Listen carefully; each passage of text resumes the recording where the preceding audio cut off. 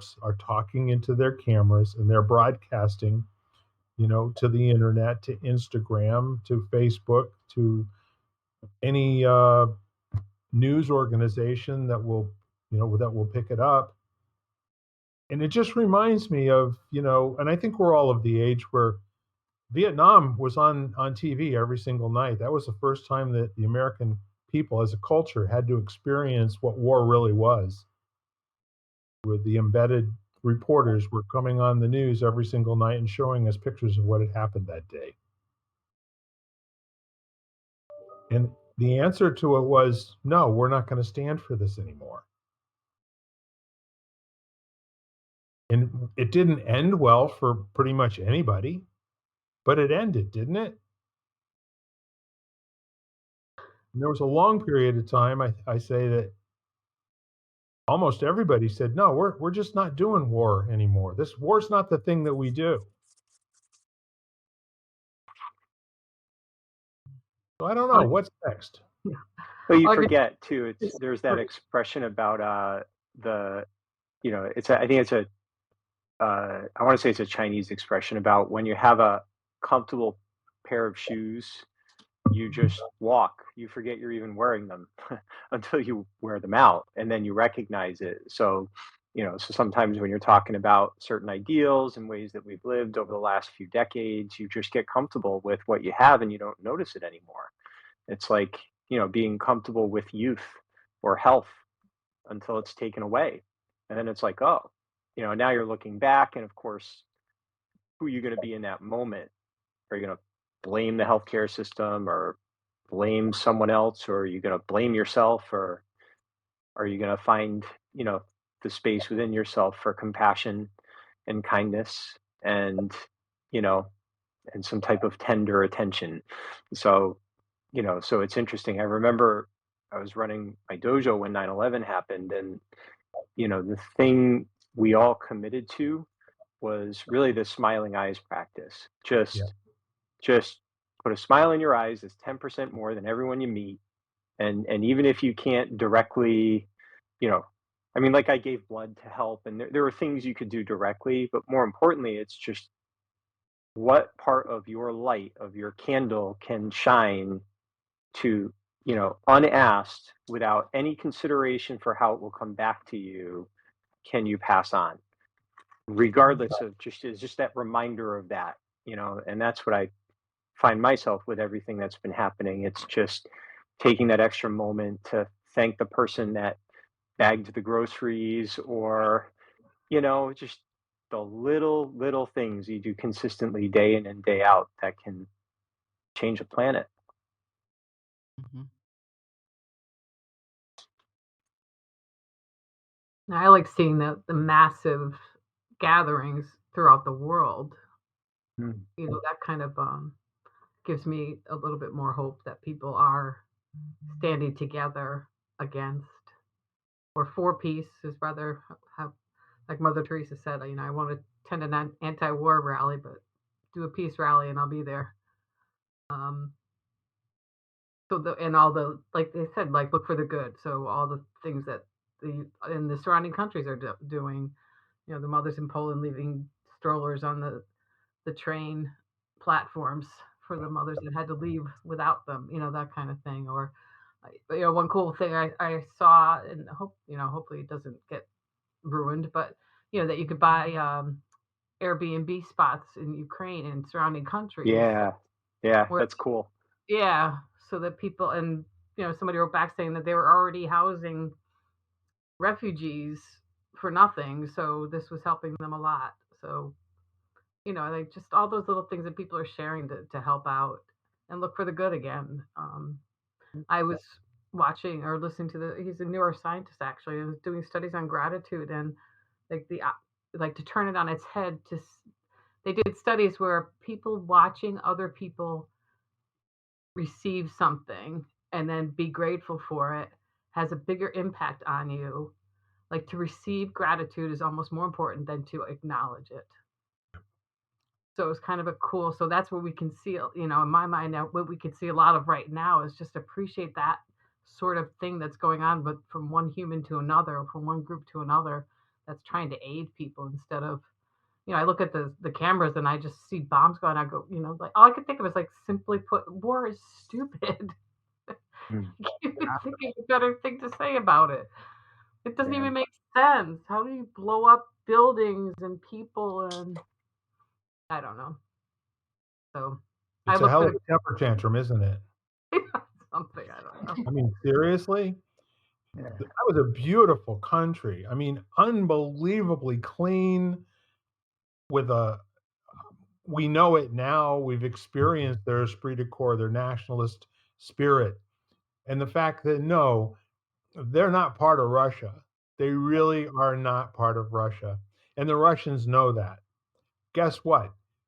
Like 25% of the population of Ukraine are first generation Russians. So the long and the short of it is we get to see some pretty amazing stuff. And some of the things that I saw with the way that the Russian troops behaved, the story that I heard about the Russian troops that were puncturing the gas tanks on their trucks, their own trucks, so that they would not be able to get to a place where they would be called upon to kill Ukrainians. Clearly, this isn't one that anybody wanted. And it's a very, very sad state for us to be in, but we're here, and this is a high cost for the for man to pay. And let's get the benefit out of it. Let's get the lesson. Let's get the good.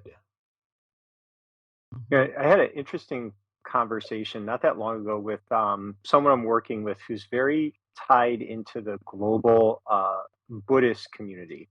And it was kind of funny because we were talking about even in like something that's supposed to bring you kind of enlightenment and balance and all that, there's a lot of ego and politics that play out. And, it's just so human. And we're, he was talking about just this interesting conversation about, you hear mindfulness spoken about a lot within, Western cultures now. And that's one of the things that I teach even to school age kids, and just breath and awareness. And he was saying that somewhere along the lines, the Buddhist community is talking about the other side of that did not get translated, which was the cultivation of compassion, intentionally developing compassion. And to me, when you have an absence of compassion, war makes sense, because you're not seeing other humans. You're just seeing, you're not seeing them as someone like you. You can't see the world through their place, through their eyes. And, I think we see a lot of that in the polarization within our own country. Someone who has a different belief system from you, you don't have any compassion from them. They don't deserve that. They deserve to be ruined or put down or isolated or get out. You don't even deserve to live here, all that kind of stuff. So, so is that, I always think, what is the core that you could cultivate that would dissolve the stuff that we're seeing that's so, just horrific for all of us, so maybe that's something that should be more of a focus. How do you inspire, encourage, and express gratitude for the cultivation of compassion in your everyday life?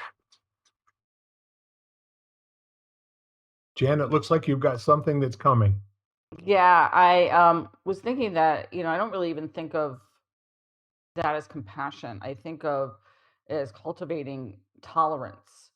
I think that we live in a very intolerant society. Nobody is tolerant of people with other opinions or other views, and so that's what I think about, is how can I sit with somebody who's of different views. And I spend a lot of time with that, like lately, especially, being in meetings or being in one-on-one conversations with people who are have such differing opinions to what I believe. And how can I be okay with that? And I think it kind of just, I don't know, for me, I kind of break it down into the physicality. They're a body, they breathe, like getting back down to the basics of who they are without all the other stuff. So they have a spirit, however you want to label that spirit, a soul. They breathe, they're physical, they bleed, you know, that kind of things. I kind of try to really break it down. And then hopefully all the other stuff just kind of falls away because you realize that that's just almost insignificant. Well, that's a good question. What would be the circumstances that would trigger your ability to be tolerant? Like, it's kind of like you can't tell someone calm down, Well, 'cause okay. so telling Like someone someone have to sleep, yeah, All right. exactly. So I, like you can't just say have tolerance. this is So urgent. where's Hang on 1 second, okay? You cannot try to survive a conversation and expect for it to work. Being tolerant means I am going to listen in such a way that I'm going to hear things that will not change me. It's wrong. If you listen with love, there's no domain of tolerance. It's 100% acceptance. Now, you don't have to take it on and agree with it, but when you're interested in listening through your beliefs, then your level of tolerance is going to be something you're listening to as opposed to who's speaking and what their intention is. And that leaves out the whole level of you and I are both human beings. And I'm thankful that you're here spending this time with me. So I want to put that in right now to say where we are in every time people go to war, neither one of them's wrong. They don't get up from their dinner table to go pick up arms, get into tanks, and drive someplace to kill people because they think they're wrong. Now, they may be doing that in this case because if they don't do it, then their loved ones are going to be at risk in Russia, which I'm sure there's a lot of that going on right now. But what I'm saying to you is that there's a fundamental way that human beings can interact with each other. And if I said what I said to me and it sounded like I was making you wrong, that's not where I was going. I want to elevate this right now. People try too much to survive conversations and be the person they were before the conversation started. That's not living, in my opinion. The living is being able to take things on critically and then understand it and ask questions until you actually do get what people are saying. Do you know what I mean? So the word tolerance was a red flag for this bull. And that was me not listening to what you were saying or how you were meaning it, so I could really demonstrate to you, just how strong that can be. And the whole point is that the domination, as I did to take over control of the speaking right now, is exactly where love needs to take the place of whatever it was we were talking about. Does that make sense? If you listen to a small child, how much of you is judging what that small child is saying, and how much of you is just appreciating and loving who they're being while they're saying whatever it is they're saying? So, for example, how would it be if we listened to each other that way? How much room would we have for other people to make mistakes, for ourselves to make mistakes? And yet we do get trained to survive, don't we? That our beliefs are the things that we die for. They're the things that we do to end other people's existences. And yet, where did we get our beliefs?